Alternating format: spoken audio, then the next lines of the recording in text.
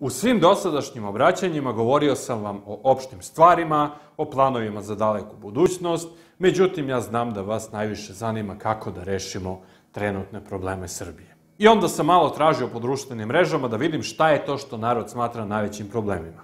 Kosovo. Gledao sam kako takve stvari rešavaju u inostranstvu. Konkretno, u Bugarskoj su posle Drugog svetskog rata imali značajnu tursku nacionalnu manjinu. 30 godina nakon toga tamo više nije bilo ni jednog Turčina. Mislim da se odgovor sam nameće. Kosovo Bugarima. Na 50 godina na leasing, za 50 godina tamo neće biti ni jednog Albanca, svi će biti Bugari. Znam, sad će neko da pita šta onda da radimo s Bugarima.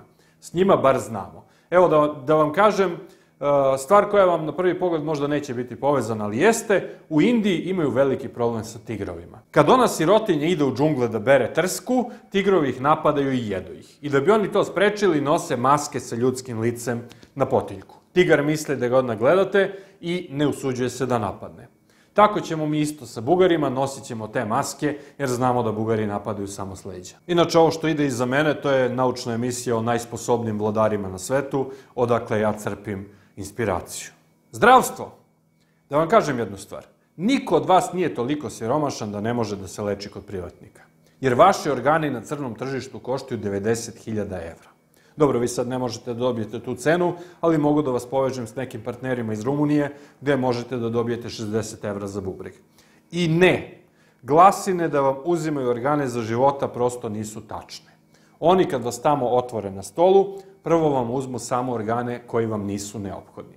Tek kad im tamo umrete, onda vam uzmu sve ostalo, ali koja je to žrtva koja je prevelika kad čovjek zna da je obezbedio porodicu i da će njegova deca imati šta da jedu sledećih 5 dana. Prosto moramo da usmeravamo narod ka opstanku najsposobnijih. Ne možemo da zaustavimo evoluciju time što ćemo da dozvolimo da svi preživljavaju. Naročito sam protiv lečenja onih koji su sami krivi za svoje probleme. Recimo, čovjek se drogira, država treba da ga leči. Ili je glup pa jede slanu plazmu. Ili glasa za pogrešnu stranku pa mu polome noge, mi treba da ga lečimo. Dalje, šta imamo? Sela odumiru. U svaku vukojebinu postavimo najjači besplatan Wi-Fi, pa da vidite kako će omladina da nagrne. Ali postavimo caku, da bi radio predajnik, mora da se udara motikom oko njega. Da vidite kad se omladina podeli, pa pola okopavaju, a pola surfuju, pa se zamene. Jer nije omladina nesposobna, nego smo ih mi previše razmazili. Treba ih od malih nogu učiti da budu samostalni, a ne da vise na grbačama svojih roditelja. Recimo, kad sam bio mali, ja se probudim u krevecu i onda ćutim i čekam da neko dođe. I kad majka provjeri, ja kažem, majka, izvinite, ja bih nešto pojeo ako nije problem, sačekaću. I onda čuje majka kako odlazi tamo i otac koji je kaže, nešto nije u redu sa ovim našim detetom, ima 6 meseci, a još uvek očekuje da ga mi izdržavamo umesto da nađe neki posao. I onda čujem kako me majka brani, kaže, pa šta će dete, još nije naučilo da hoda, moglo bi da radi nešto preko interneta, ali internet još nije izmišljen. Mislite da je moj otac sačekao da počnem da hodam? Ne, možda ne mogu da hodam, ali mogu da ležim pored trake u fabrici i da razvrstavam žilete u omote. I ne samo što nam deca ništa ne rade, nego su i zatrpana igračkama. Ja sam, kad sam bio mali, imao samo jednu kesicu klikera. Tek posle 20 godina su mi rekli da su to u stvari bila parče govanca.